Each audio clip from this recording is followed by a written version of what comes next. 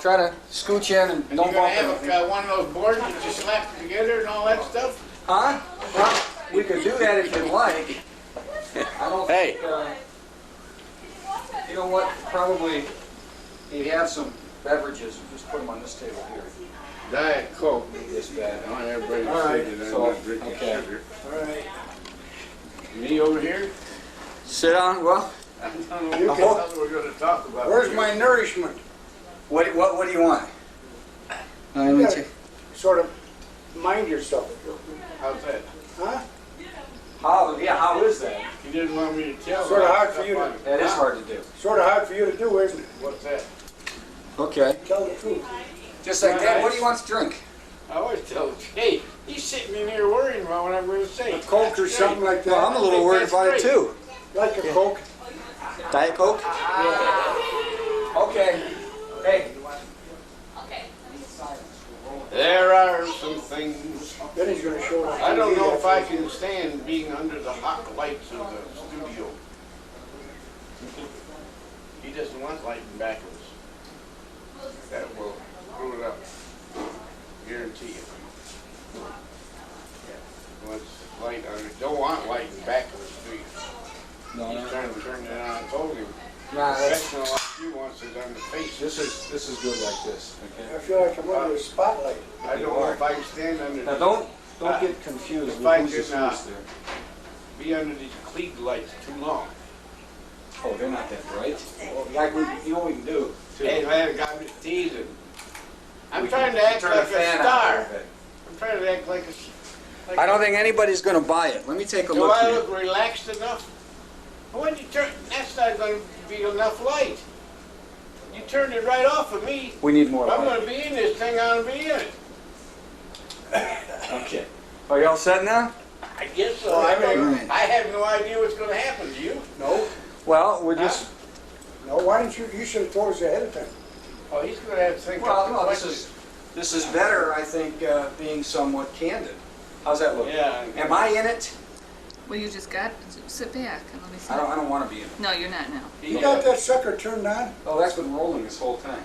Oh, Oh, come on. Not you. well, I bet you. You see that red light? It says REC. Oh, I see the red Might light. be working. Yeah, that's what it means. Well, Okay. you better get it going because I I don't beat know him what to today talk for a about. dollar. I got his dollar in my I know. pocket back. You Hey. want to see it? I know one thing he's worried about right now, Marty. He's worried about what I'm going to say about him. And he's already told me, don't you be telling me lies. Well, what's the earliest recollection you have of your house and then especially And this him? guy? Yeah.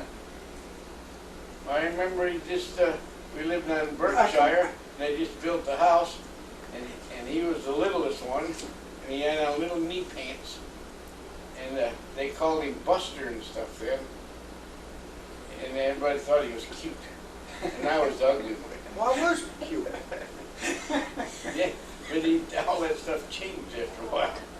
I can remember being around the side of the house at Berkshire, Gene and me and Grandpa Webster, and he was about that big, about like that kid was here today.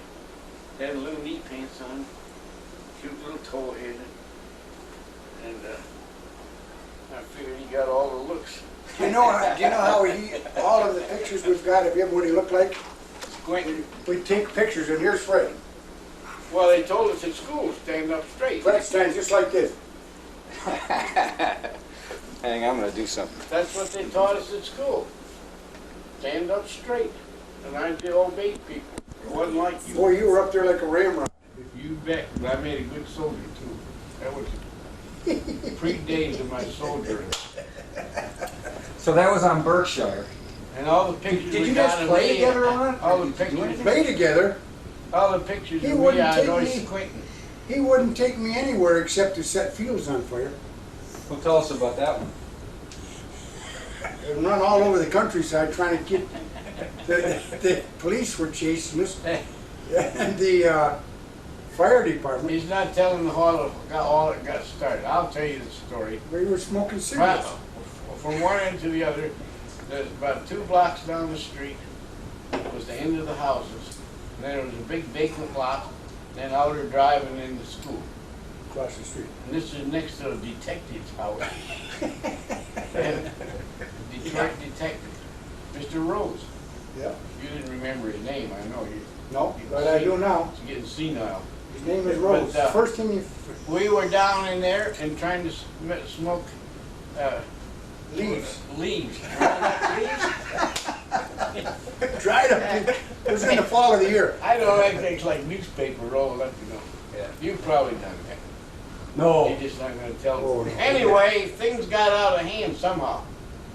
And it started a fire, and we couldn't beat it out. And we started running, not toward home. We No, ran, hey, we ran all over the we countryside. ran all the way down to Mack Avenue or Jefferson or something. But for some reason, our grandma knew who did it. Hey, and the fire engines were coming by, going down Mack Avenue, Warren, you could hear fire engines all All over the over. country. And we're still running. Now, how far we ran, we decided that, Well, we ran a long ways, I'll tell hey, you. and we came back, finally we came back home. You know what? Grandma never said a word. She was so worried about where we were, I think she was glad to see us.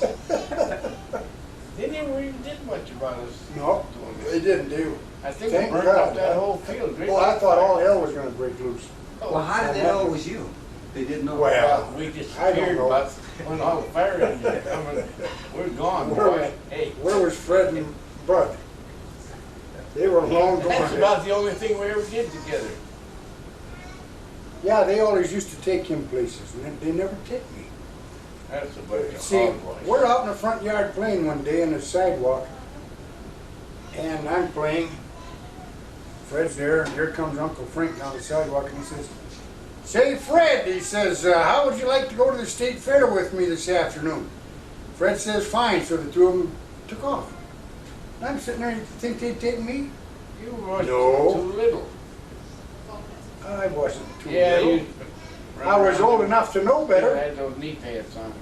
It didn't Hey, turn I can out very- remember I told you you- last time, didn't I, on the way down by going to the state fair? Uncle I Frank remember- lost all the money the first thing we walked in there, Yeah. and we couldn't go do anything. With a shell game, but I remember you, and all you had was a little pee hole in the front of your pants. He don't remember these kind of Oh, pants. I do too. Him? Oh, no. No, not those. He don't kind. remember those kind of pants. Yeah, it's. I'm glad. This here just had a little pee hole in the front. You Just know a what I hole? mean? No zip. Well, Well, it slipped It had a little flap that you flip back in. about a quarter of an inch or so. That's cute. Of course, you know, it didn't need a very big people. Now you were living with Uncle Frank at the time? No, This is on Berkshire with Grandma. We lived right Webster. next door to him. Everybody lived together. Uncle Frank built that house next to Grandpa's house, What was the address on that house? You remember? 5930. Our address. Frank built a house next door all It by was himself. 5940. Hey, when you talk about building by himself, he dug the Dug the basement hole. with a shovel, And it was a cement block foundation. and he made He every made every cement cement block. block, one at a time. He had a little machine with the holes in it, and a form, and Right. every night he'd pour cement in that. Probably make 8 or 10 cement blocks every night. Then, when he'd come home from work the next night, he'd put in whatever cement box it in the basement on the wall, and he'd fill up those for some more cement blocks. He literally built it all by himself. Yes, sir. And they had pillars in the front. It's still standing Round there. pillars on the porch, you know how they have? Right. He made them suckers himself. Dutch colonial, I think it's called. Tapered up like that. You know how they taper. Sometime you go by there, you can see it. It's right next to 5930. The first house And he- north of it. Okay.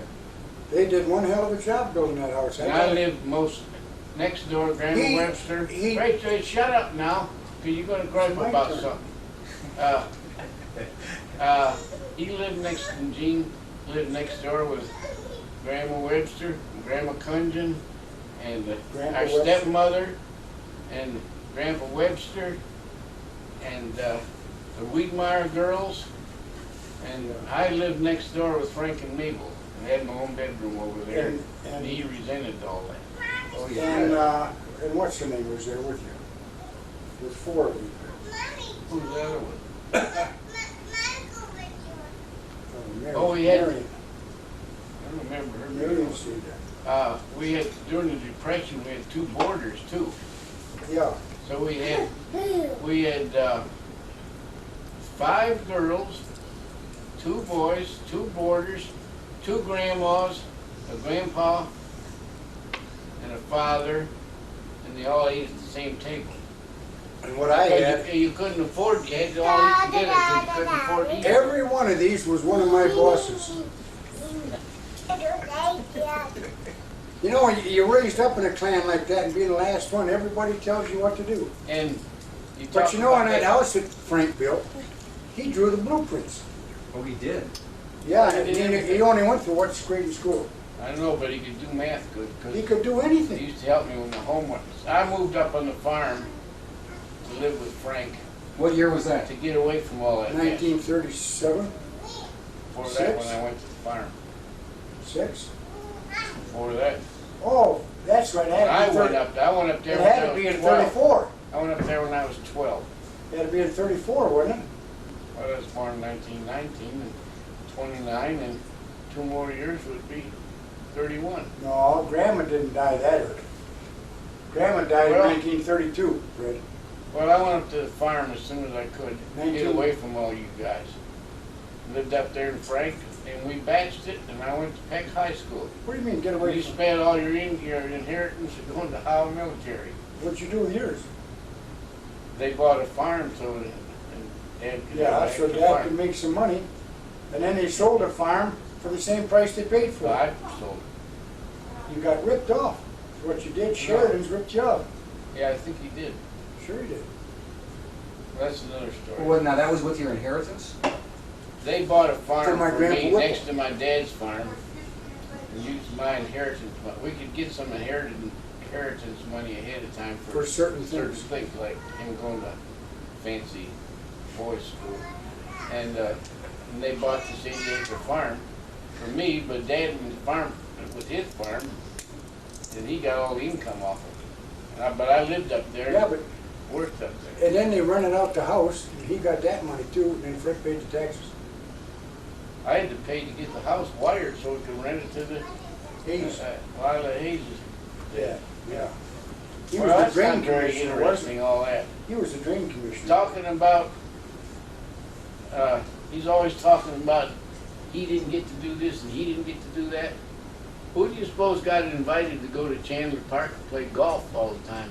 And who didn't get invited? If I didn't go, I know 2 other people that couldn't have gone. Who's that? I never got to go. Dad and Marie. Well, you went down What there were with they gonna Dad. do with me? You were Dad's pride and joy.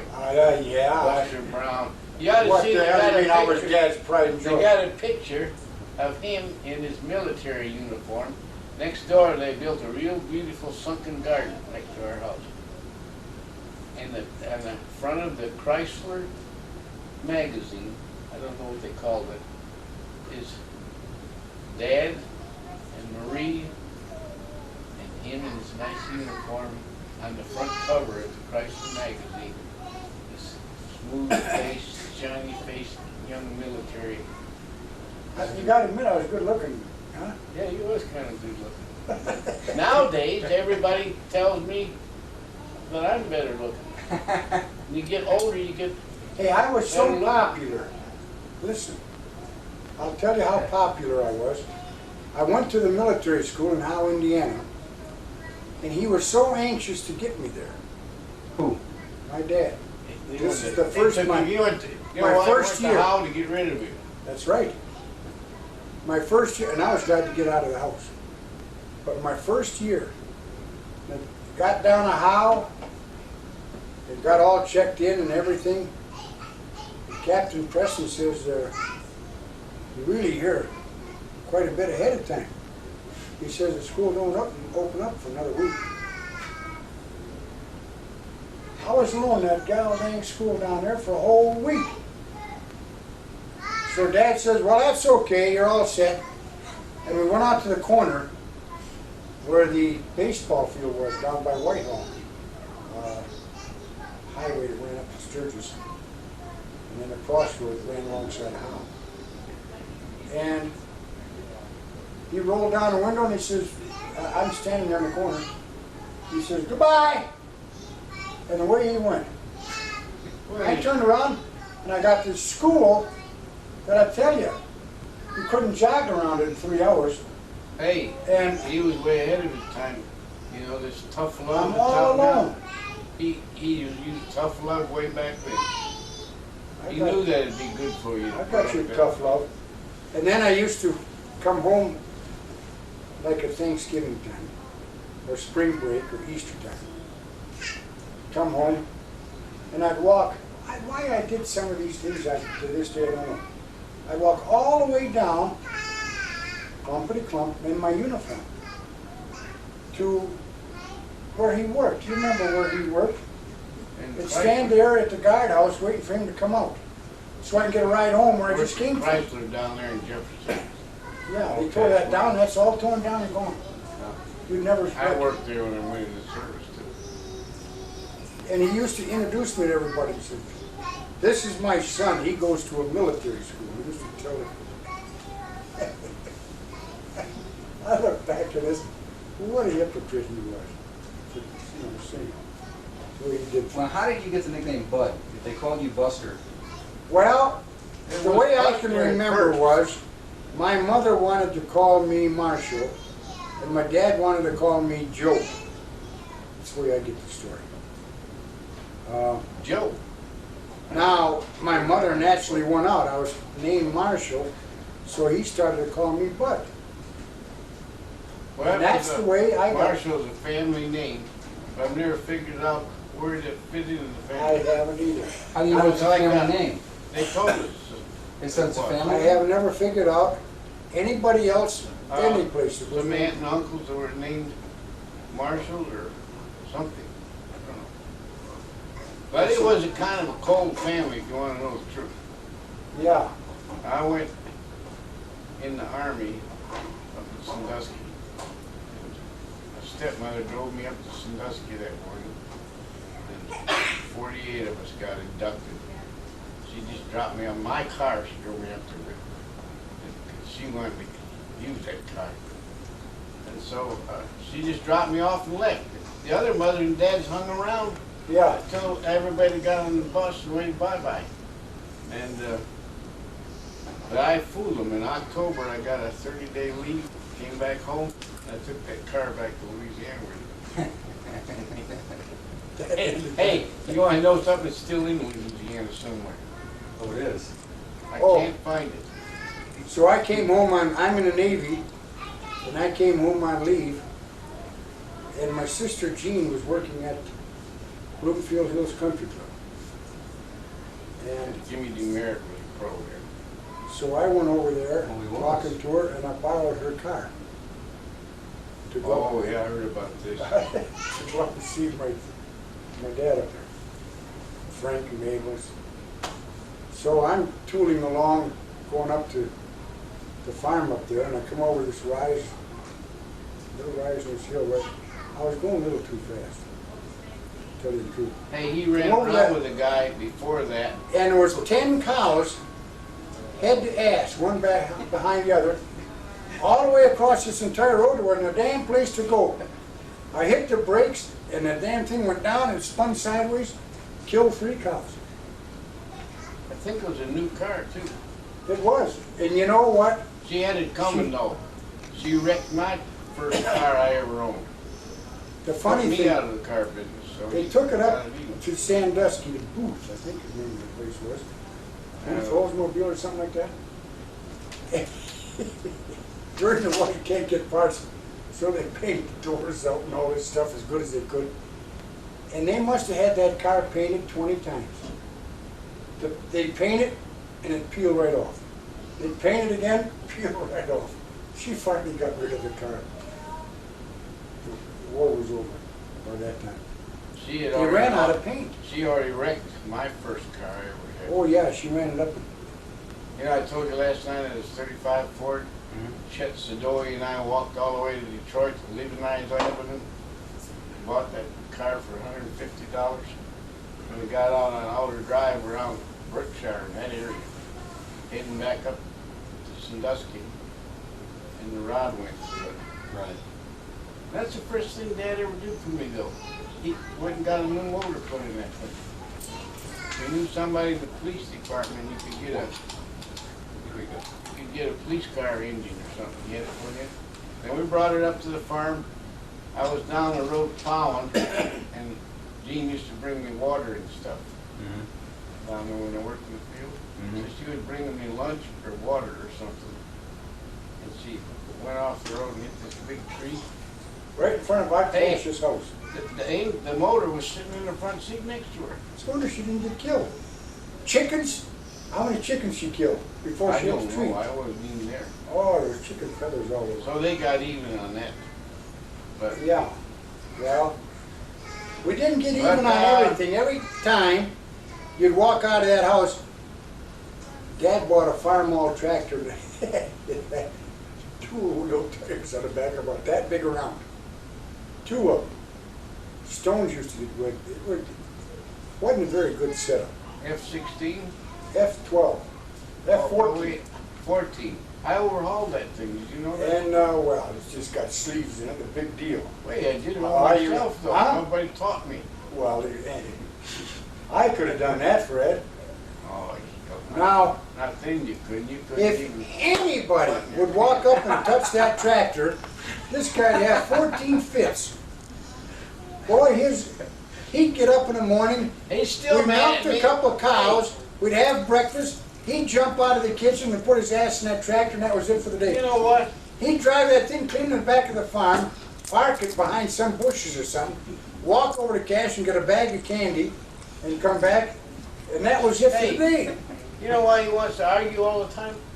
The basis down the root cause, because I wouldn't let him drive the tractor. That's the basis of everything. You're the And I guy. forgot all about that. I didn't even remember. He still remembers that damn tractor. And if you're going to, like, little bitty things, you're gonna go out and bring the hay in. See? He had to work behind the hay loader. And Well, it took a man to handle it. he had to be the one that would stick the forks in the hay to put it up in the mouth. You know the forks are, buddy? They're like harpoons. Right. Like But when it came time to do And the then manual then labor, you pull the thing down the bottom. you know, if you want to do the manual labor, somebody else, you go do it. I used to get so You mad. to stick the forks, you probably couldn't even get the thing locked. Oh, nobody could do this. Then you, well, how you You did know, it? There was a rope. you know the funny thing is, You know how everybody, that worked? How you put hay up in the mouth? We put these harpoons, forks, in Right. hay. Right. The rope goes up to a track, goes out the end of the barn, and then you hook the horses on. So I used to have to set those harpoons, get down off the load of hay, boy, this was a tough job. go out there and drive the horses or the tractor at the end of the rope to pull that hay up in there and dump it. Mm-hmm. Boy, that's a tough job, that was really rough. Well, Now, we're up in the mow, and there's no air, there's no nothing, it's hotter than hell. And we're up there mowing this hay back, you know, because if you don't do it right, it's hard to get out in the it winter. is hot up there. And You tell you can't what- breathe, there's dust in your nose. Yeah, When you went up to this farm in 30. when I you went to started- the farm and lived with Frank all through high school. Just Frank and I batched it. Now, when did Dad And wind up Aunt going? Mabel, he bought that farm up, step in it, look at that ant. He bought that farm up there in 1936. that was before that. No, it wasn't, it was July 1936. When were the Dion quintuplets born? Because I was on that farm the day they Janice? were born. Hey, there's an ant about to yeah. crawl up Hey. her leg. Caitlin, it's okay. I hate to kill a poor ant. Janice, Big size ants. So you came up then years later. You lived what in year was Berkshire the for a Dion while. quintuplets born, Janice? 1934. Yeah. Hey. I remember being in the farm with Frank when that came over the radio. Okay, I remember that, but Dad bought that farm in cash in 1936. Oh, that's, yeah, later. I went to high school, batching it with Frank. Aunt Mabel worked in Detroit as a nurse. She came up on weekends. But I did the cooking. I made pancakes every morning for Frank and myself. And it helped milk cows. And then on days when I used to try to go out with the basketball team. But days when it was practice days, I'd have to go down to the hotel because Frank would go to town with Russ Fletcher, my neighbor, Yeah, and they'd get drunk. yeah. And I'd go check the hotel and see if Frank and Russ were in there. If they were in there, I had to walk home and start the chores because we wouldn't get home till 12. I'd have to go home, do the chores, fix myself some supper, had a gas lantern, no electricity, and then I'd study. I was almost like Lincoln. Now he's up at Howe Military Academy where they got electric lights and stuff. Now who had it tough? I did. Well, how did you get to be so talented as a skater? I don't know, I just liked to When skate. was that? That was I at Well, here's started- another thing. He takes all the credit for, I was a pretty good skater. Were you as good as him? I think I was, but I wasn't as old as he was. He never skated. Now, in there is where the difference was. I was 4 years junior. Now, after he reached the age of, say, 16, he never skated again. I did too. The hell you did? I skated when I was 18 up in Up where? After- You were up in a farm working. I came back and worked in Detroit the last 2 years where I went in the service. And I skated in Alpena and Grayling. I skated in Conemaugh. But I was still 4 years his junior. And I have At a pair that of time, I'm skates. 14. Here's something he doesn't know. See? I have a pair of Olympic skates given to me by the 48 I do too, Olympic team. 45. I was 48. I was wounded in 44 and I was in the hospital. And Ben Baghdad, who was the head of the Olympic committee for skating or whatever, they came to the hospital and invited me. They were going to have one last show of the Olympic team at the Olympia. Oh, And they okay. invited me and my wife down there in the box seat, Right. and they had a skating meet, you know, races and all, and gave me a pair of the same skates that the Olympic team.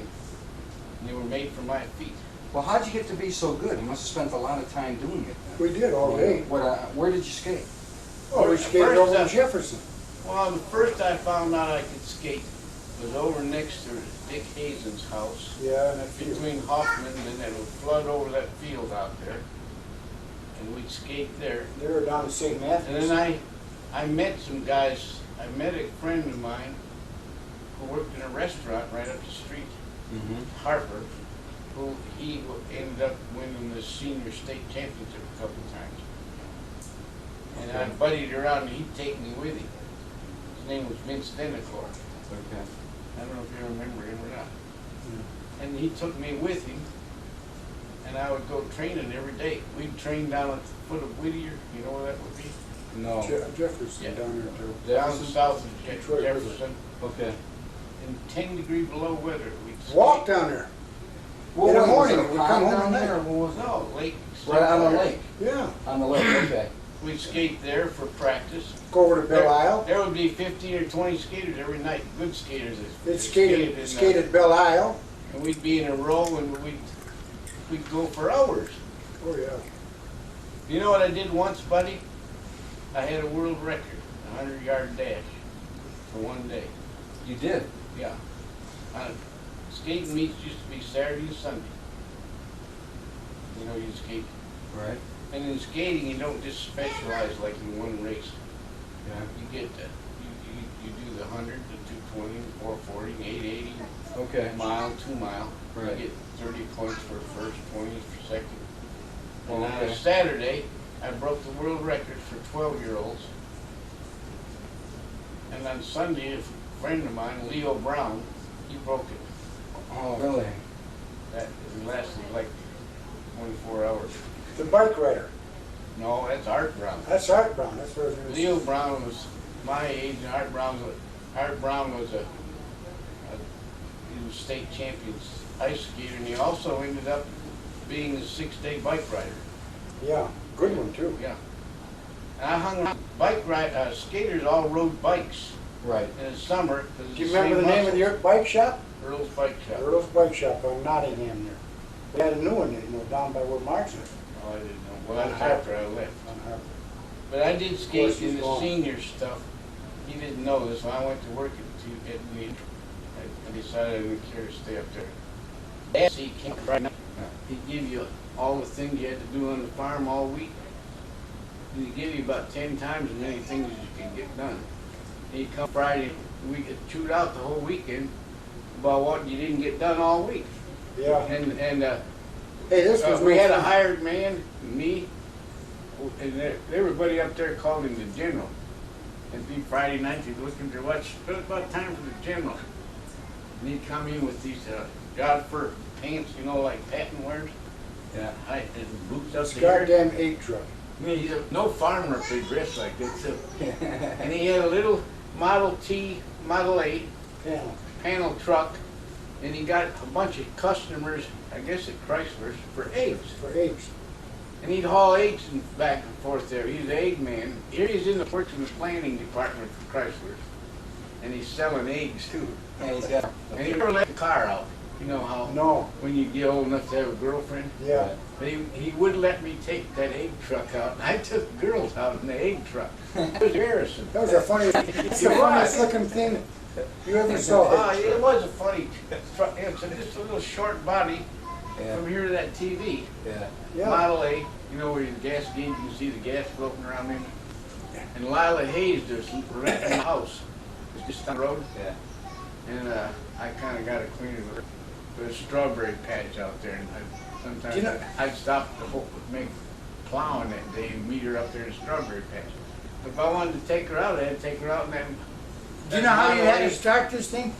You put your foot on the clutch, and you put your right foot way up in the front there so that the toe of your shoe was on the starter, and the heel of your shoe was on the gas pedal. Then you had a spark on the left side underneath the It steering wheel. advances. You push that up, and you pull down on the throttle on the side, and then you pulled right over here, and you pulled out the choke. How do you know us? You were supposed to drive it, or you I drove that thing as much as you did. weren't supposed to. Why? Too young. Too young? Yeah, too young. You didn't know. Where were you? I was big, 18, 19. Your license when you're 16. I don't remember. You know what? Talking about car driving. We would. I had 3 friends that we ran around together called the 4 Horsemen. We called ourselves. Yeah, here's another big 2 deal. of them are dead now, and there's 2 of us left. I had dinner with the other one the other night in Hank. And he's going to buy a bottle of whiskey for whoever is the last one that's going to open it. Neither one of us drink, but they're going to get it anyway. When did you buy the whiskey? But he got mad all the time because we wouldn't let him go along with us. Now, see, I wasn't old enough. We had our So own here, gang. here, not many years ago, one of these fellas died. The 4 he's in horsemen, Texas. one of the 4 horsemen. He's in Texas. So he calls me up and tells me, he says, would you mind going up to Croswell and going to the funeral as a representative and tell people why I'm not there and go up there for the family? And I says, I'll be glad to. So up I went on the funeral day of the funeral, mixing with people. Well, he was old enough now to do something Now- like that. Guess what? This guy was 1 year older than me. Yeah, but he was bigger and more mature than he was. Well, you could hang In around your with him, eye, but- and what? Hey, this guy was offered a contract with Boston Red Sox. We played ball, and he didn't play ball because Dad took him as a golfer. I didn't play ball because you wouldn't let me go play ball. Because you were too little. I was a pretty good athlete, kid. You were always I golfing. was a good athlete. Dad took him golfing. And Yeah, where? Not up on a farm. We weren't above. Once you were on that farm, you could throw your golf clubs right in the incinerator. The 4 horsemen just weren't. He got a buddy up there. He had an off-brand buddy. There's a kid called Frank Hoon. He's a German. His dad was right from Germany, and he was a fast driver. He had a bad reputation around there. But he always had money, he always had a nice car. He was looking up when this dink would go to town on a Saturday night. Do you know how I got up to Sandusky? I walked from the farm all the way to M19. Now that had to be at least He three. was It was a not. bad reputation for. He wasn't as bad They as finally you. killed him. Well, how? I had an accident when you saw him load of steel. And the steel came through and cut He his was head a off. kind of a wild kid. He He told me how nice he was. hey, Hey, you had, he he had his buddy and I had mine. That's he what paid it was. attention to me. Didn't you have some buddies that weren't friends' buddies? I tell you what about the Hoon family. We're out working in the field. One thing I hated to do on a farm was do it He hated the work. as much as you did. Hey, I As much ran as that this- side builder. Oh yeah, video. Who's handling the bundles? Don't try to stretch the gun. So we're out there Who working lined in the up the field. belt on the tractor? And guess Got what the- happened? I hurt my leg. Leg swells up. I can't hardly walk in this leg. Dad and Marie come up from Detroit. They said, "Oh yeah, your leg swelled up." Now it got to the point they went back to Detroit. It got to the point I got to the house next year. The This Hoon's is that Hoon me house. when I'm working And, in and Detroit. Mr. Hoon took care of this leg here. Now, I'm down at getting a physical examination to go in the Navy. And they see this bump. Hey, I got a bump on a bone Hey, I here. wasn't around. I got a bump on a bone here. I'm no guilt, not guilty. He lived on a farm. I was working, I was already in I the got a Army bump where on I- the bone in my ear. The Navy says, "Well, I got to find out what that is." So they x-rayed it. And he says, "When did you break your leg?" I had a broken leg. Stress fracture. Stress fracture, yeah, I got your stress fracture. It's broke right straight in, a little over halfway. And it broke down Well, this way. It hey, was a that T wasn't break. my fault. I wasn't even living on the farm. But you think that they would take me to see the doctor? That's how they went. They didn't do, they never ever took me to a doctor either. I I got went a in the toothache once and I got Dad to take me to Sandusky to get the tooth pulled. For me to get in the Navy, I had to go down, taking the physical, and I had a bad tooth. And they took me to a dentist. I had to pay the dentist to fix my tooth. He didn't pay. He wouldn't pay. I'll tell you how really cold the family was in a way though. It was a bad deal. When I went in the Army in April of '41, I was working at Chrysler. I'd been away from the farm for 2 years. I got drafted. I came home in October, got the car, got most of that 30 days up there around the farm and stuff. Then, the last day that I'm gonna have to head back to camp to be there 24 hours, I think Berkshire, first time back at Berkshire in, what, 10 years maybe. And the Weemeyer was living there, and I'm leaving, well, the war is coming on, and I'm leaving for good, like, with the California. Right. So I got there to say goodbye. Oh, I understand that because Yeah, I I leave like 5 o'clock. You think anybody got up? I left, I'm in- I went to the Army all. I'm they at never Berkshire. said I'm at the goodbye. house in Berkshire. On June 7th, 1941. I'm in the Navy and I'm going to the school at Pearl Harbor Day. at the Naval Armory there in Jefferson by the Belle Isle Base. Now, I'm at the house. Word comes over the radio about the Japanese bombing Pearl Harbor and all the troops. Everybody's ordered back to the bases and all. I walked all the way back to the Naval Armory. Came back. I had to And carry they heard my all that? Yeah, I had to carry my duffel bag and stuff, and I walked all the way back to the I was Armory. in New Orleans that day. How far would that be? Three and a half, 4 miles? Oh, yeah. Well, it's It's Belle down Isle by Bridge. Belle Isle Bridge. There used to be a ship sitting there. I had to walk all the way back. Now that's a nice family. Training ship. I'm sick. In the Navy, I had a rough night. They flew me in an airplane to the Jacksonville because I was released. And they thought I had a peritonitis or some Peritoneum. peptic ulcer. That's what they thought I had. They flew me there. I'm bare naked. I'm in this stretcher packed in ice, and they got me out of there. They had people holding up blankets around. I can remember. They got me out, got me in the ambulance. They were waiting for me in the hospital. They were operating on. They went in the operating room, It came right back out just about. Because it ruptured appendix. Oh, general acute peritonitis. That's, What Mom died from. and Same thing, I, ruptured appendix. for he sent Dad and Marie telegrams about this and all that. And I found out later I was classified as the 4th sickest sailor during the Second World War from natural causes. And they never sent me a get well card or never come to see me or nothing. They did the same thing with him. And he was I was in injured. 4 years in He the was hospital. really hurt. They got a telegram, wounded in action.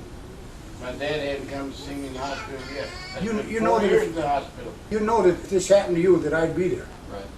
Oh, I would too. Because I visited him at his bases as much as I I could. didn't expect him, like when I landed in San Francisco, I went to Letterman, and I guess that's along about the time, I guess they already had it, but I didn't expect him maybe to come out there. I was just there about a week. Then I went to Indianapolis, Right. to Billings. My dad and they've never come to the hospital yet. Never. I was 44 and I got out of the hospital in November 48. The only one that came to see me, 4 years. hey, Marge came down to Indianapolis to see me. She was the best one of the, She, outside of Gene, Fred, and I. Marge was the best one of everybody. Head and shoulders. and And a funny thing is, when I look back, I sort of regret the fact that when I was young, I didn't like Marge. I didn't like her until I got older. oh, I kind of liked her because I was. Well, what I liked- I used to sleep with her. She was an old grown up, and I was like 7 or 8 or something. And she used to put candy under my pillow and stuff. But she's the only one that came to me except an old girlfriend that sent me a Dear John letter. She came and caught a train every Sunday night, came down to Indianapolis to see me. How long were you? That's the same girl that's coming here. Yeah. How long were you in Indy? That was at Fort Benjamin Harrison? Yeah. I don't know, I had 3 or 4 surgeries there. And then we're. Till he got close, he operated, we were And in they the sent me- operating room one time to cut his arm off. And they sent me to Percy Jones at Battle Creek Oh, they did. to cut my arm off. That To was cut an his arm off? amputation center. That's how close he I even came. got schooled on how to move my muscles and stuff so that, they had that claw thing they put on. Yeah. Teach you stuff like that. I went in and they put me to sleep to amputate. And then I woke up with a big cast on. They Now, why did they open it up and see that they didn't need to? didn't change their mind. Yeah, I guess they, Had osteomyelitis and Yeah, it's like TB of the bone. I had that in my hip too. now he carried a But case. still nobody from my family came. I wasn't too far. I came and visited you in Indianapolis and never knew where you were after that. Never knew. Because, like, Jean got married. Yeah, he come and laughed at me. Jean got because married. She's were in, ma- I'm in Detroit. She's in Detroit. Her husband, that's the only time I ever saw him one night. She's getting married. Do you suppose he ever invited me? I didn't get invited to the wedding. I never, I didn't I even didn't know know she I got had a married wedding until until- afterwards. I later got transferred down there to the hospital. What were you gonna say about me? Oh, you was laughing at me because something about we were doing occupational therapy. They make you make things and do things with your Oh, hands yeah. and make placemats. I'm up to the hospital. And you'd And have to they're go run making a little loom. things. They're making And little he's kind of laughing rings at for me the like, like I'm for out the of my finger mind. out of handles of a toothbrush, you know. And I What we were making rings out of old Australian coins and made the top of the ring. And I was in the Red Arrow Division, and we would make a red arrow place. We'd get it like a red toothbrush. Try to whittle it down and fit it in like it's stuck in jam. They'd make us do stuff like that. I thought and he they'd was make learning you- a new hey, occupation. We'd had to go to occupational therapy, and I made placemats and everything, and rugs on a loom. Mm-hmm. You had to do everything with your arm that was hurt. Oh, you did? You couldn't use the good one, you had to keep using it. And he comes out when I'm fiddling around and doing some of the stuff, he thinks I've lost my marbles. And I'm half doped up too, probably. I hardly remember. Now, you were in the But I hospital 4 wonder- years? Yeah. 4 years. From December of '44, Because of, about a month, almost exactly December of '44 Did you ever see the wounds in his back? to November 28th of '48. now how were those, You might like to get those wounds in your back on video camera. No, we're not gonna do that. Huh? well, what happened? What happened? Wouldn't that be fun? You got wounded. How about that last night? I know, but the camera wasn't running. I was telling him about, I got wounded last night, a whole lot of people got wounded. We were on a hill for about 2 weeks, keeping our mouths shut, watching the Japs, down below the hill. In the Philippines? Yeah. I was taking patrol out that night. To go down that hill, there's a road down there, the Japs were going up and down it all the time, they didn't know we were there. And I was gonna take a patrol down the hill, cross that road, go into their back lines, and spend the day and map out their position. And we just got started, and then all the hell broke loose. They smashed us all over the side of that hill anyway. But that's the funny part I was telling you last night was Captain Walter, the one who recommended me for my battlefield commission, he came up the hill and there was a little hole up in the hill where I was. And he picked me up, put his arm around me, and I don't even remember this. This is at a reunion 4 years ago. He's giving a speech to the company. He said, I went down there and put my arm around Sergeant Webster. He looked up at me and he said, Captain, don't ever think you can't get hit. I don't even remember saying it. He's the same one that put me in for the battlefield commission. Well, how did you I'll go see about? him next Saturday. How did you go about getting on the ship to return to the United States? What did you have to do that? Well, they took me to first I went to a little field, little tent hospital. Yeah. About 2 days from the front lines. The natives carried me there, 4 natives. Because they said if I waited till I had a whole bunch of wounded, it would be too late. So they said, you want them to take me in? Because there's a Jap along the trail. You know the first thing we did? 100 yards out of camp, we run into a Jap. And those natives carried me, they took me, dropped me off. Oh, they did? They were scared. I was scared. I had a pistol laying here and a carbine laying here. They gave me a big bag of sulfa, told me, and gave me 3 or 4 canteens of water. Said every time you can do it, throw down all those pills you can and drink it. And they left me there for a while, but that Jap was scared and he ran away too. Oh, he did? Yeah. I had a 45 and a carbine laying right in my right arm. Yeah. But anyway, they came back out, carried me for a couple of days, and 2 doctors met me. They radioed me, and they had a little pyramidal tent. You know what a pyramidal tent is? No. It's like a pyramid. Oh, okay. Little Makes sense. 6-man tents. Mhm. They had like a little operating room in there. They worked on me all night long. I can remember looking up at the light up, and there's 2 doctors. Then they took me to Tacloban Lady, and I was in what they called a field hospital, where it seemed like a month, hot. It was in a tent, Yeah. 100-degree temperature, and there was a native girl who would sit there. She would sponge me down all day long to keep me cool. And that's when they put in my colostomy breath. Brought the tied the intestine out. Right. And then I had a thing up my nose and down my stomach. I'd drink water, then in my stomach it would go out the other tube. It's a Wangenstein.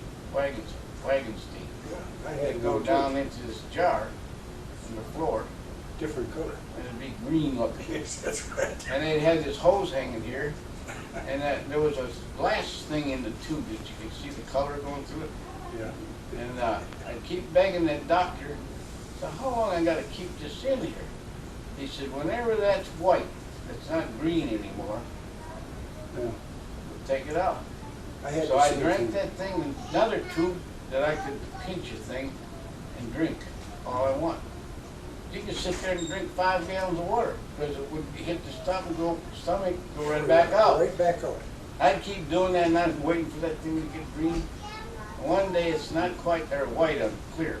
One day, I kept begging him, I said, it's just about clear, I'm getting sick of this. This arm's in a cast, you know, and you can't move, you can't do anything. You got this thing up your nose. And so he said, okay, we'll take that out today. He took it out, and I was throwing up all over the place within 10 minutes. And he put it right back. It was too early to be taken out. Okay. And I was glad for him to get it back in there. That's quite an event to put it in. Then that was in Hollandia, New Guinea. Uh-huh. Then in Monterey, I think, which was a sister ship of Australia on the border line. These were what they called the Queens of the Pacific.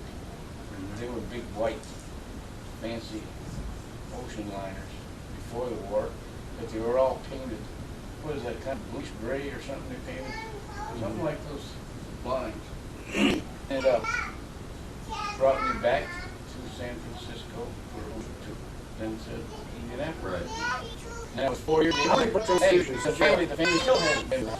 How many books Oh, I don't know. When I was in that tent in Tecloban, Philippines, there was a blood thing in there going all the time for like a month. Then I got hepatitis from somebody's bad blood. Oh, you did? They put up what they call plasma a lot. That's the different part, but without the red part. Yeah. And I got hepatitis. I was hepatitis there in Indianapolis. Funny thing, you want something funny? There's a mountain out next to this hospital. It's a tent hospital. It's hot, and here's a whole ward of guys hurting. You know, noise and vibration just bugs you. Yeah. Well, there was a guy that flew over to Black Widow. That was the first radar fighters we had, night fighters. He'd fly over that hospital and buzz the hospital, and go up that mountain just about every day. And everybody in the hospital, I hope you wind up in the mountain, you know, you dirty. They just carried on hollering. Well, one day he does go in the mountain. He flew into the mountain? Yeah, he pancakes her right in there. And turns out that he had a whack first sergeant sitting on his lap. Mm. And this is a very technical airplane at that time. P-61 or something, No. night fighter. Anyway, we cussed him out for 2 weeks for making all this noise and buzzing. Guess what? He ends up in the bed next to me. Oh, he lived? Oh yeah, and he becomes one of my best friends I ever had. Oh, really? Yeah. And you know, we went on Where'd the dates together. whack end up? I don't know what happened to her, but you know, a funny thing. I never could locate him afterward. He's supposed to live in Coldwater, Michigan. But I found out just this summer that he lived really in Litchfield, Michigan. And I found the name we call him Red Southfield. Yeah. I never could find the Southfield in Coldwater. But this last trip, just last May, I found the Southfield in the Coldwater phone book. And I called it. Turned out to be a nephew of his, worked in the hospital in Coldwater. Talked to his wife. He said, you better go out to the hospital because my husband, he thought Uncle Red, or Uncle, his name was Logan. Uncle Logan was something else. And anyway, Red Southfield, the guy that flew the Black Widow, came back with me. We were in Indianapolis together. We both had the hepatitis together. We both ended up in the hepatitis ward together. In fact, I've got a picture of a USO gal comes singing to me one day, entertaining us, and Red's standing behind the bed and Jack Todd standing behind the bed. Oh, is that right? Jack Todd was visiting me that day, Oh. and that was my best friend in the Army. Uh-huh. And anyway, it turns out that they had found that Black Widow just last year. Oh, really?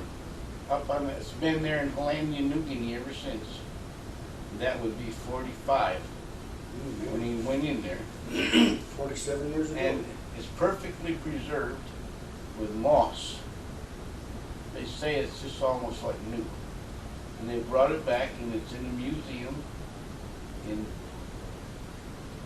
somewhere in Pennsylvania. I can't think of the name. And I met his best friend. He went to high school. Was he still alive? No, he's dead.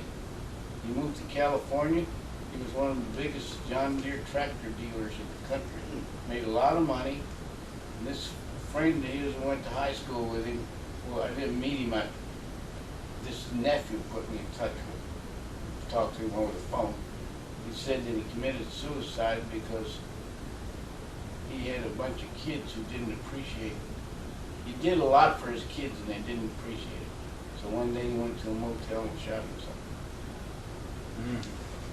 But anyway, this guy has just a couple weeks ago sent me pictures of all this museum up in something military museum in PMI or something that's in Pennsylvania, I think, or Ohio, Dayton, Ohio maybe. Right. Dayton makes sense. Could be Dayton, Ohio. It's Wright Anyway, Patterson. send me pictures of them. They got Wright Patterson, no. This is WP. an independent air museum. Well, there's some civilian outfit Wisconsin? runs the steel in No, Wright it's not. Patterson. No, it's Pennsylvania or Ohio, one of those two. It started in Pennsylvania, I know that. Okay. But they sent me a brochure, picture of this airplane in the museum, the Wow. Red flew, Wow. and picture of 2 or 3 pictures of Red and the plane and his radar man. Yeah. He got out of that thing scot-free, they said. How? Court martial deal on it. Okay. But what did he say about buzzing the hospital Well, prior to the, not much. did you It was ask him such a- about it? Oh, yeah. What did he say? I cussed him out and everything else, but he was such a likable guy. He was like a Errol Flynn type of guy. Oh, You couldn't be mad at him, you know. He broke his back, but He he did. walked down out of the mountain himself with a broken back. But we got hepatitis together. We used to go to Coldwater together. that's He was funny because married. His wife would pick us up and take us to Coldwater. I had a good friend from Coldwater. Well, that Never- lady that had the restaurant, No. what was her name? I called you up one time. I don't know how you knew this. I was heading for Detroit, and I called you up from, what's her name, an Irish name, at that little restaurant right off. Oh, at the Four Corners there? What was her What name? was that name? The Irish name. Anyway, I calls him up to. Oh, Hillihan or some, Millie or somebody, it's Yeah. a lady's name. An Irish, it was the Irish what? Something. yeah. Anyway, he must have had ESP or something, because I remember I called him up. He says, "You're at so-and-so, aren't you? In Coldwater."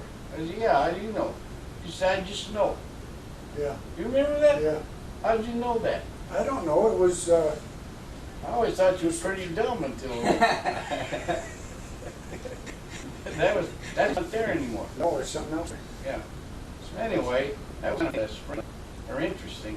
Yeah. I'd like to go up there and see that airplane. They Yeah. say it's preserved perfectly.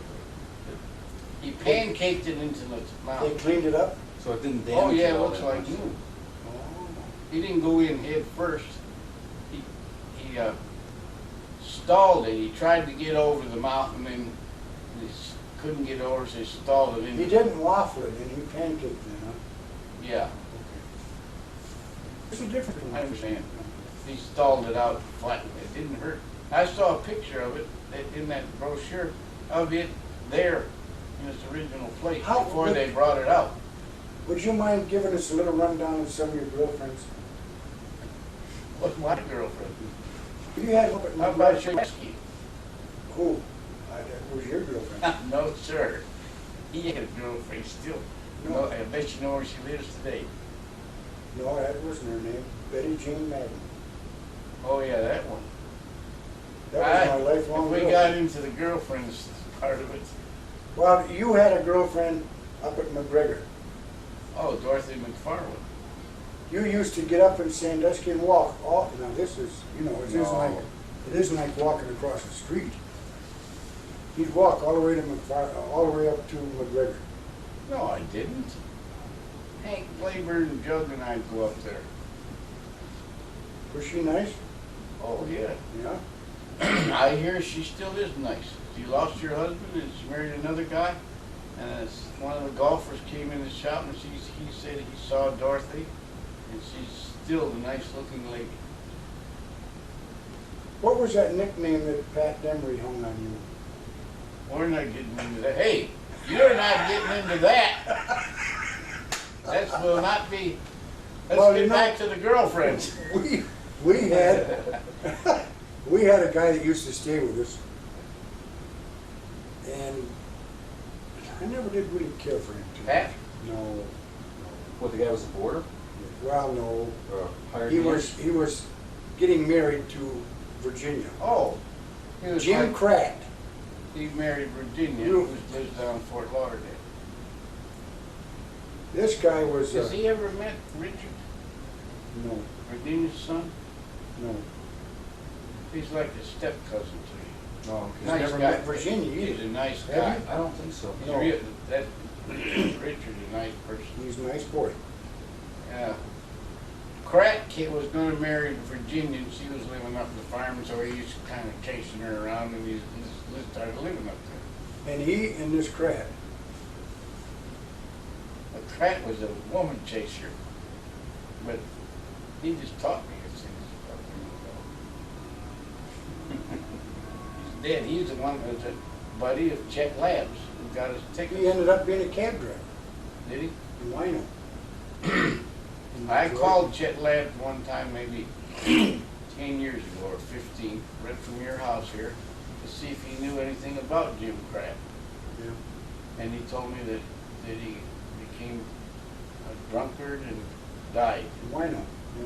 And Driving a taxi. I guess he wasn't Chet's friend anymore. Last I remember with Jim Pratt, I'm home from the Navy. They're divorced. They were And they just got this separated then. Ricky being taken care of over in Windsor. So Jimmy, Pratt, and I drove over to Windsor and visited him. Well, I visited Jim Pratt out there in Harper Woods or wherever it was. they lived Yeah, Many times, and he was taking care of Richard. yeah. And we'd go out and do things and take Richard with us. I stayed there with And him. I don't know a lot. how, all of a sudden, he's back with Virginia. He's what? He was back with Virginia. My first trip to Texas, when I got home, Virginia and Richard rode with me down to Texas. My first time I ever saw anybody with a cowboy boots on. And Virginia went down there with me. And to that house the folks built. But The house we bought. I guess we did buy it. Yeah, We had an inheritance, and you know that story about the sending to college or how Right. and some of it, and bought that farm for me, and they bought a new car for me. Uh-huh. But Cars we were are- never ever told what the total inheritance was. I never heard anything. Like they didn't say. Somewhere I got the word it was 45,000, but I got like 35. And that Plymouth cost 800. Brand new Plymouth back then for 800. And that was it. Yeah, that's all I can remember. And you can't find out anywhere what was the whole thing. I spent $3,200 at Howell Military School. And we couldn't, how much? $3,200. We couldn't, Oh, that's a lot of money. the rules on the whole thing back then was, yeah. Yeah. That farm that I sold it for 3,500, same as I they see paid what for he it. paid for. Buy a little house in He Texas. got ripped off in real estate And agency. the last time it sold was for 80,000. But How many acres? 80, 80 acres. yeah, with a creek. Wasn't a bad farm. Would have made a hell of a It golf wasn't course, as good, wouldn't it wasn't as With good that as creek in soil there? as Dad's farm. That woods in the back and stuff, that would have made a hell Yeah, of a golf course. had the woods back in Lover's Lane back there. Yeah. I was the only guy around the county that could go to Lover's Lane and be on his own property. That's right. You'd go back there on a Saturday night with your girlfriend and some guys would forget and put their foot on the brake. You're sitting there with your foot on the brake or something, and all these tail lights are on all the time. Just a minute, I'll be See, right back. 10 to 12 cars there all the time. This is right on You my could have farm, charged back in admission the back woods. then. Well, I was one of the ones sitting there parking too. It was crazy. I'll give you one chance now, before we wind this up. Can people hear this? I think so. It's gonna be a big waste of tape if they can't. Yeah, they can hear. It's got a good microphone on it. It's rolling. Everything you say. It is? Yeah, it's You there. think so? Yeah, That's what they didn't like in TV. You look at the red light. that's right. That's how you know it's on. Give each of you one chance of a funny story about the other. You can say, come up with something. Hopefully something we've never heard before. Or maybe we Well, have, I don't know. but it's funny. He's allowed to get into something I don't want him to say. Can't think of anything. The whole thing was tragic and funny at the same time. I don't know. Funniest thing about him is that he always thought I was getting the better end of the deal. And did you always think he was getting the better end of the deal? Well, when he'd go golfing, and then they'd have pictures of him in this nice military suit and all that stuff. Yeah. And all I ever had on was a pair of overalls. You know, Come on.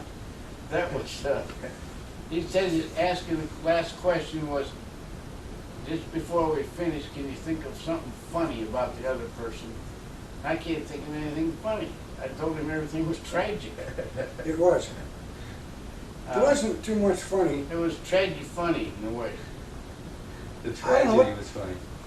Oh, you know the thing, I remember winning that bicycle. Do you remember that bicycle? Vaguely. That's another thing I didn't like. He won a bicycle. I don't remember where, but the folks put in tickets for you or something. I went up and down the street collecting those things, house to house, Yeah, sometime. folks. Well, You they don't had the whole suppose. family out. What did you have to do? Sell a ticket? No, you had to collect a lot of tickets and turn them into Kroger's. There Okay, the wasn't whole A&P family. down there. Was Hey, that Kroger's or A&P? I don't know. The whole family is out getting these tickets so he can get him a bicycle. And I had a sign, every one. Well, they weren't out getting tickets to get me a bicycle. I remember that, come to think of it. You talk about the good. Hey, You I didn't worked get all this, summer for you that didn't damn get thing, this.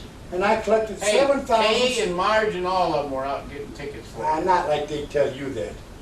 I collected 7,777 tickets. I turned them in, and every morning I'd listen on the radio. Who was the winners of the day? And all of a sudden they read my name over the radio. And I got up out of that chair and I shot like a gun down to the store down there to get my bike. Yeah, I remember that. Had these handlebars that came back. Now that was where? That was up? No, that was in Well, he was was in still Detroit. living in Berkshire, and Okay. was I already up the farm then? or- Yeah, Yeah, I just heard about it. you were history. And you were real Yeah. excited about it, I'm sure. I thought, geez, the whole family's out getting these tickets to get him a bike. But Mabel and Frank bought me a bike. Came in a crate right from Sears Roebuck. And Frank had to put it together. But I had to ride it 3.5 miles to school. You know that old story about that all the dads say how far Right. they had to go? Yeah. I really did. But you rode a bike. You didn't have to Well, walk. there's Yeah, snow on the I ground, went you couldn't ride the bike. I went 135 I miles to walked, school. I walked maybe more than rode the bike. Peter, my youngest boy, he'd always laugh about that, and I had him up here, I don't know, 15 years ago, 20 years ago. We went over to Peck, stopped in front of the high school, drove down, we looked at the odometer, Yeah, drove down the road and went to the farm where I lived. yeah. It was 3.5 miles, 2.5, which was, Yeah, but you came up the back way, didn't you? You didn't take the roads all the way. most of the time. Sometimes I'd go back up Sheridan Line to meet Nora Hunt. So I could walk the rest of the way to school. Oh, with he Nora. had another girlfriend too. Well, I had more than that. Oh, yeah. Nora used to meet me and we'd walk up through the cemetery and that road south of Peck. Young Sidori. Oh God, Olga.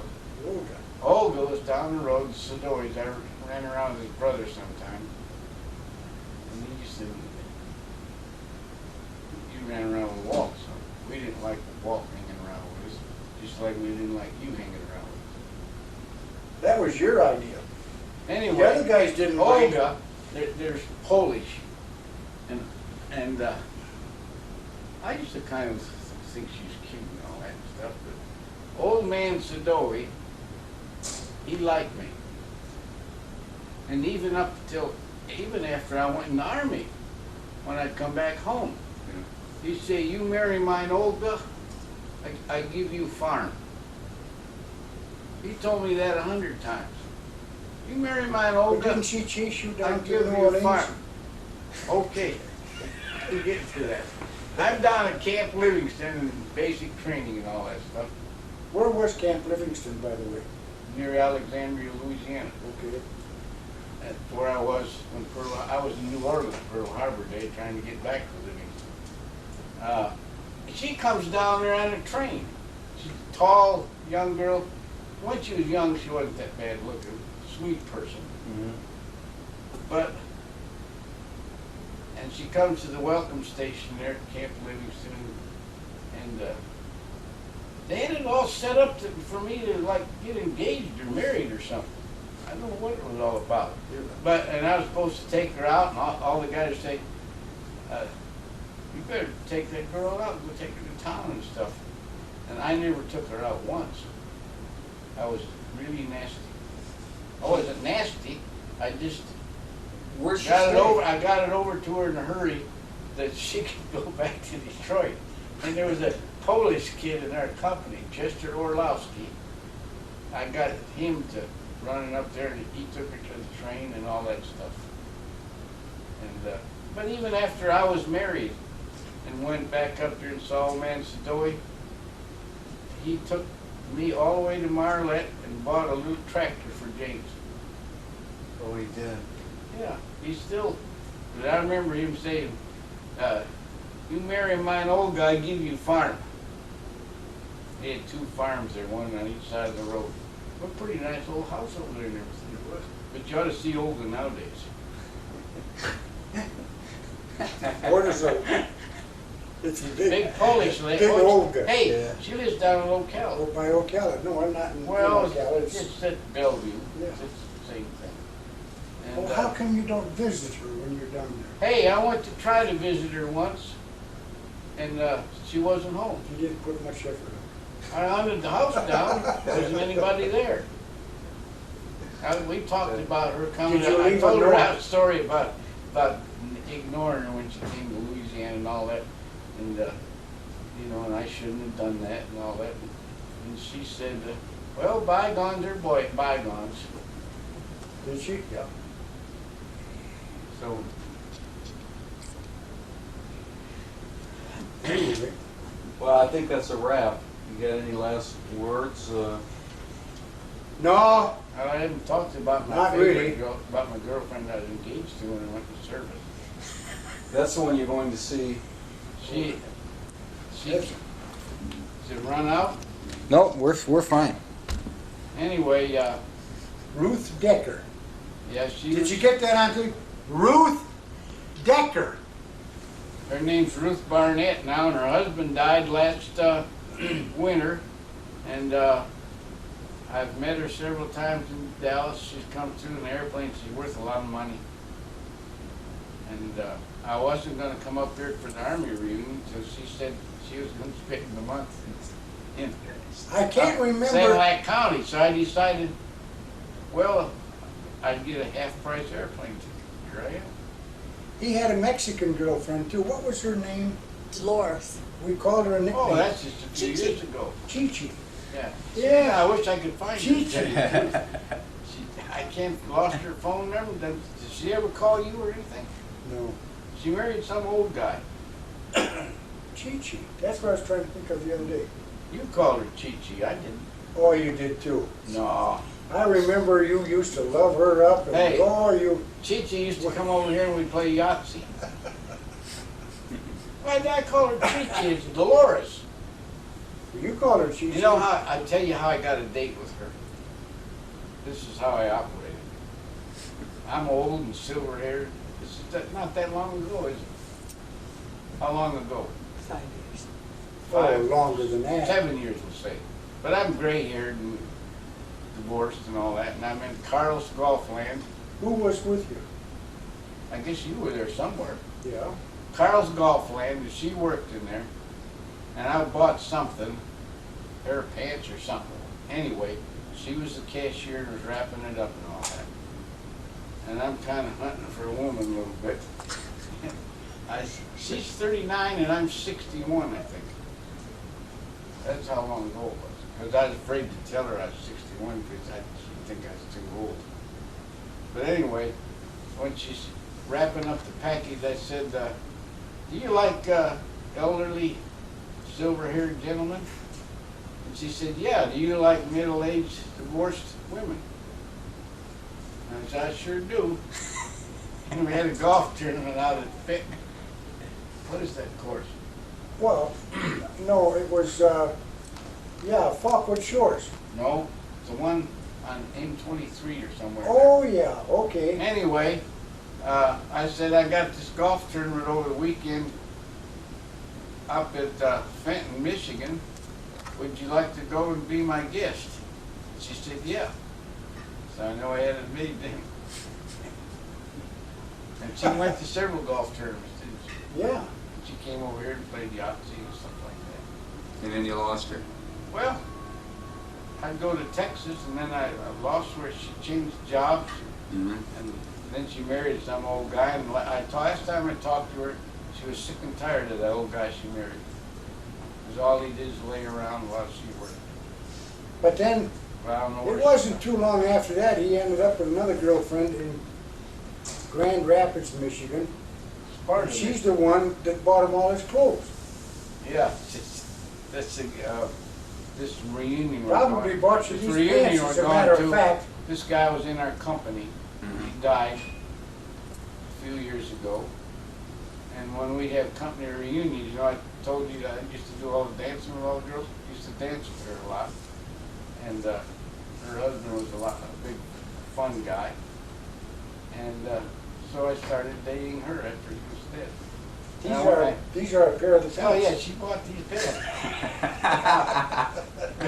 We're visiting her place in Sparta. That's like part of Grand Rapids. You want to know about the women? Here's about the women. I said I need a couple pair of golf slacks. So I take me to Tee to Green. She knew how to get. She drove me everywhere.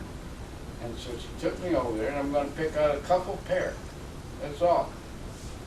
Next thing I know, she's got at least 11 pair of slacks laying on the counter. With shirt. This shirt's one of them.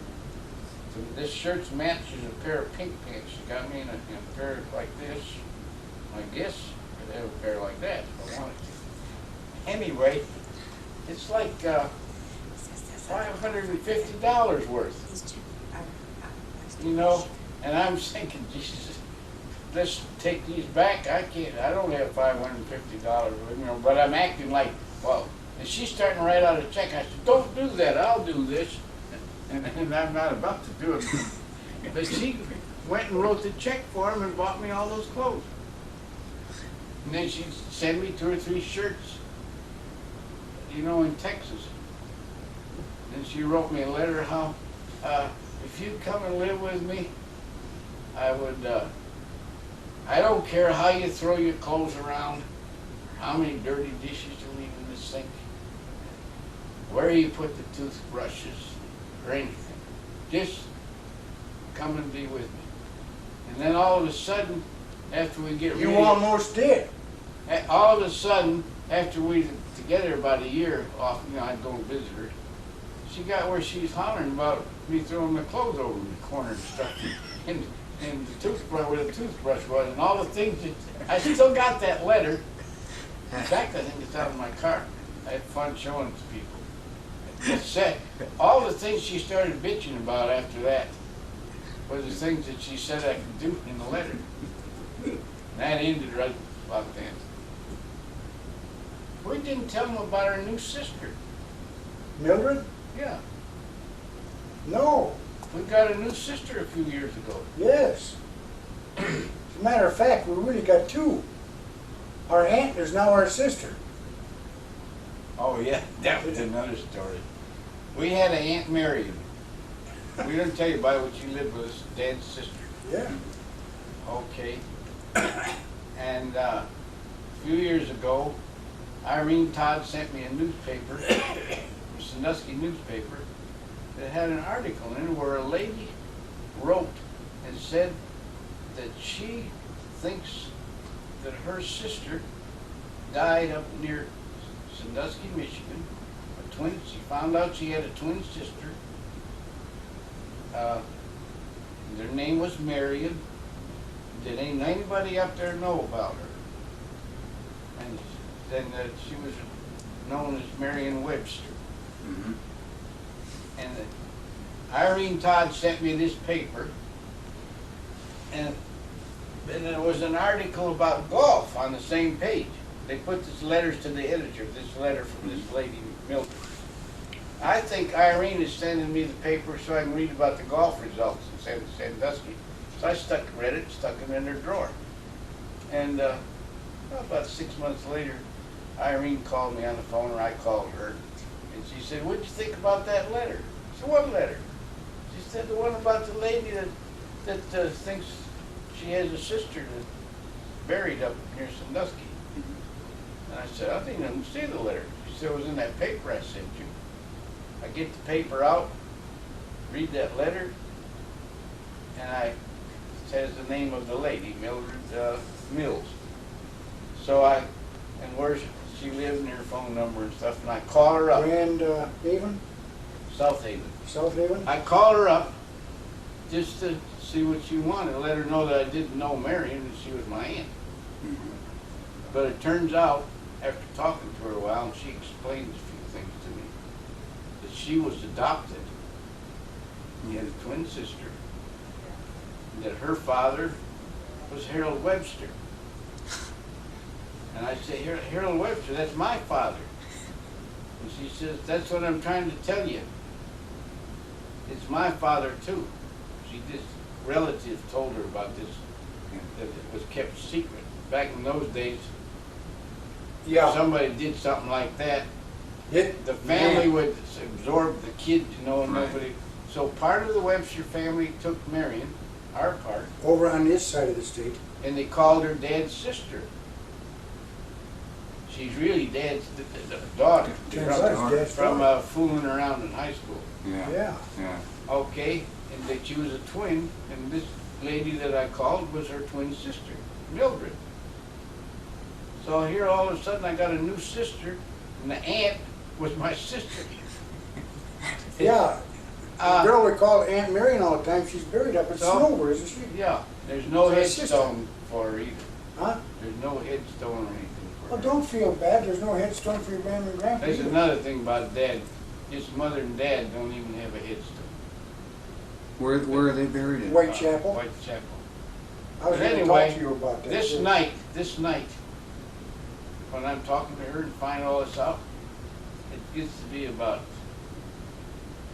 10 or 11 o'clock at night, I guess. No, I guess it's after midnight. I kept talking to her. And then, when we finally quit talking, the first thing I can think of is call him and say, "Hey, you got a new sister," or what? I don't know what I said. He said, sit down.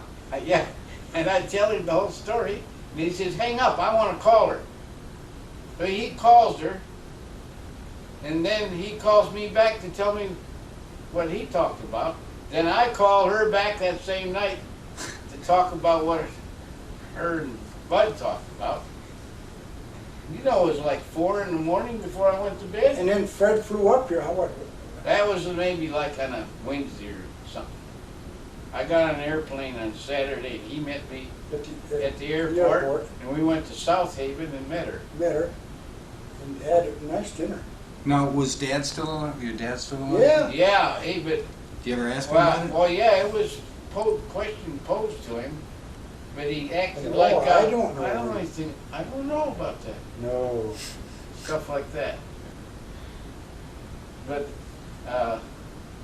and Jean wouldn't accept it, but she does now. Yeah, our sister wouldn't accept it at first. And the funny thing, this Mildred said she thought her mother's name was Phyllis Brown, but wasn't sure, but it would be somebody that went to school with Dad, high Yeah. school. Right. Well, all my life I used to have fun reading Dad's yearbooks. They had pictures of him, School the track yearbooks? team, you know, the annuals.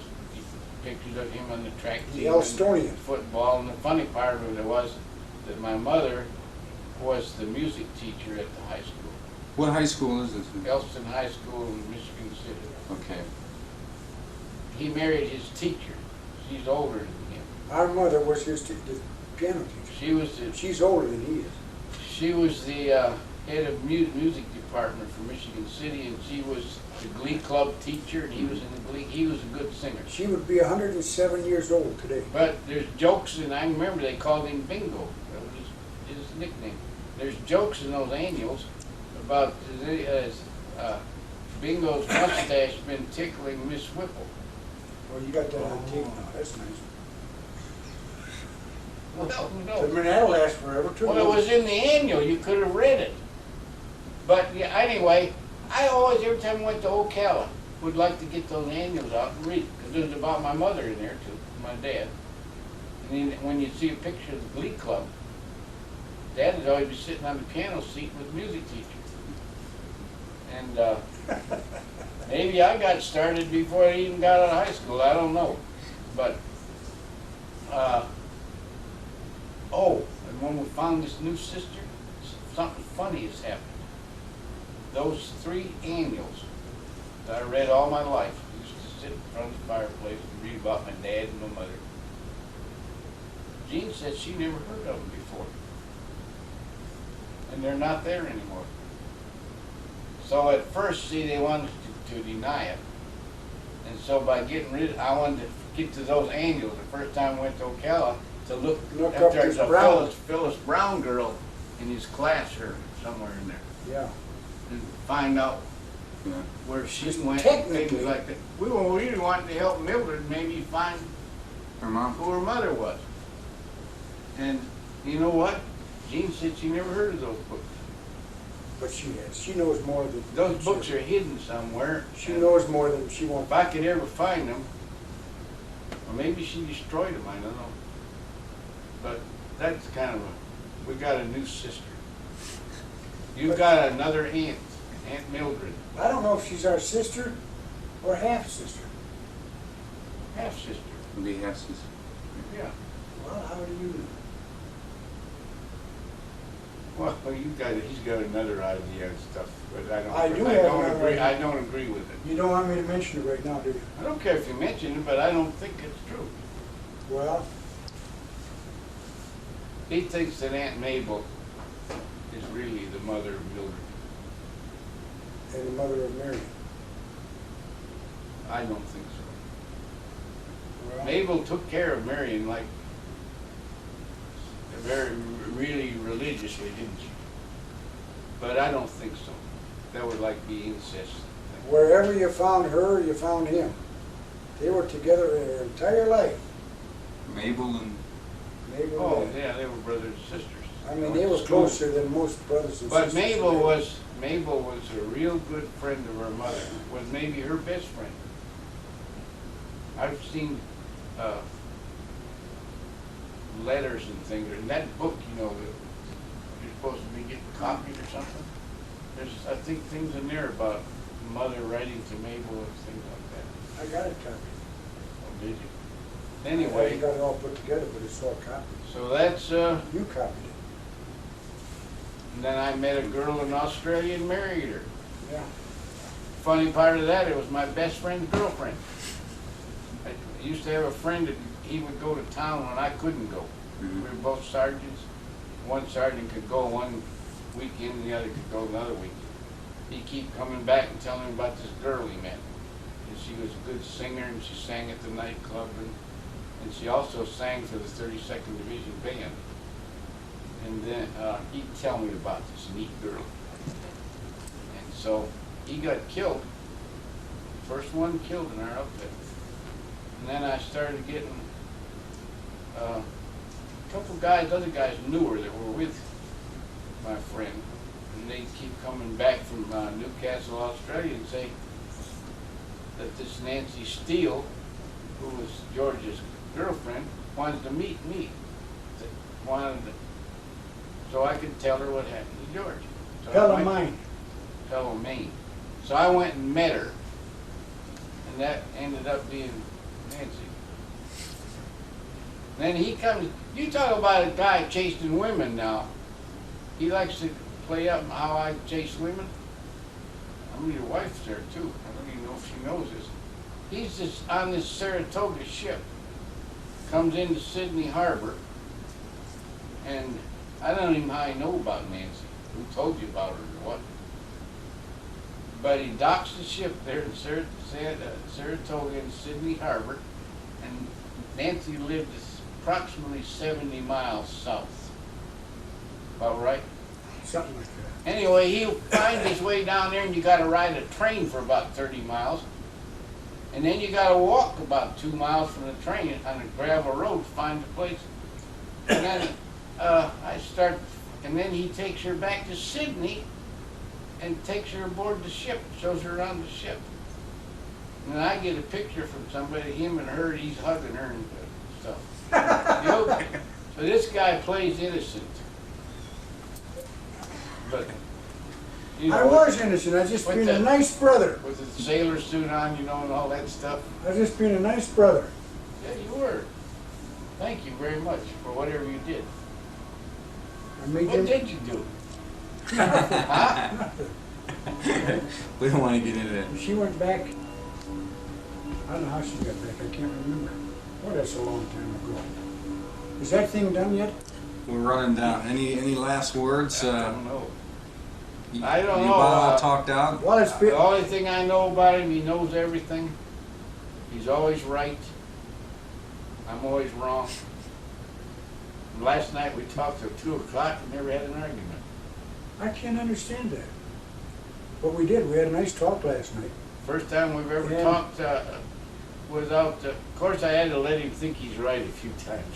Just let it go by. You know, you gotta be nice, you know.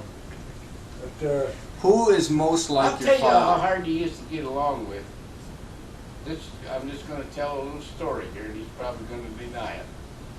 Last winter we were down in Florida, and I don't know if you know in golf, when you have an unplayable lie, and you yourself can declare it.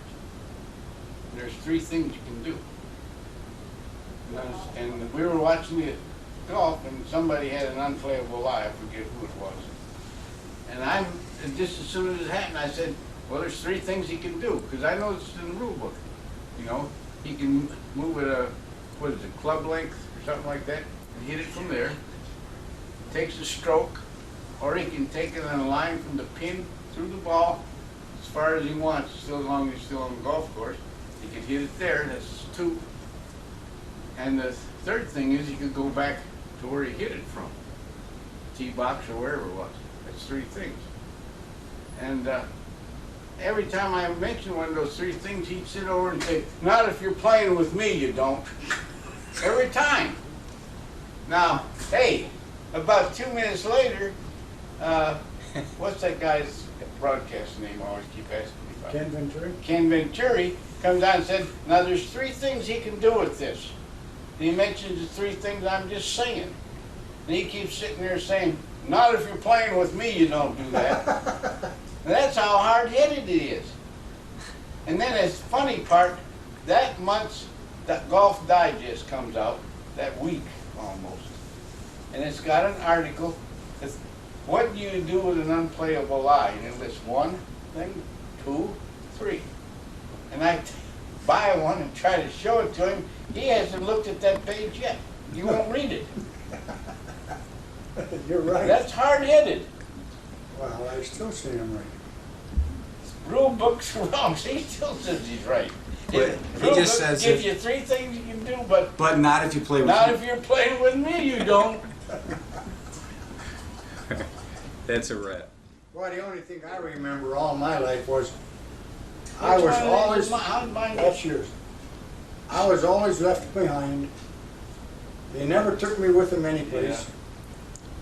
And if they wanted to go anyplace, that's the only time they had to take me, otherwise they wouldn't go. The funny part is he got to know everything by being left behind.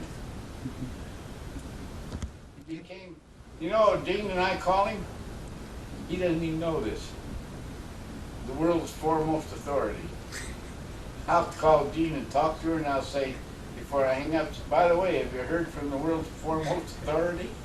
And she knows who I'm talking about. I'm gonna tell her that. I'm gonna call her up and I'll say, this is the world's most Foremost authority. foremost authority. Yeah, that's what, when I asked her how he is, you heard from, I don't say if you heard from Bud, have you heard from the world's foremost authority? Well, which one of you two are more like Harold? He is. He is. Hey, Jean will tell you that. No, She will tell you that. You ask your Aunt Jean sometime. no, you're a spitting you're- image. Oh, no way. Oh, yes, I'm you like are. Mama. I'm Oh. short. What do you and mean you're sweet. like Mama? Even Jean says so. She don't remember Mama, Yeah, she remembers she was a nice, decent person. because I don't remember Mama. See, he's, That's another hey, thing. he's That's so another much thing. like Dad that he doesn't even know it. You ask Gene sometime. He'll say things sometimes. It's the same way Dad said them. Yeah. Okay, that's I gonna can't have think to of be. something about. One night we were making fun of, you know, Archie Bunker show. Yeah. And Dad would talk about, we were talking about how he was opinionated and what do you call it, prejudiced. Yeah. And Dad was jumping up and down, I'm not either prejudiced. And something about Archie Bunker show came on and something came on TV anyway, and this is all within 10 minutes. And Dad says, well, hell, he's just a goddamn Pollock anyway. And then Dad even started laughing. He caught it right there. He'd just been swearing. He wasn't biased or anything. And he's just like that. He'll sit there and swear he's one thing, and while he's doing it, he's doing what he's saying he's even doing. All right. Say goodbye. I'm Goodbye, hey, all. even though I look the youngest, I'm old. Fred, 4 years older. yeah, have a nice trip. Where to?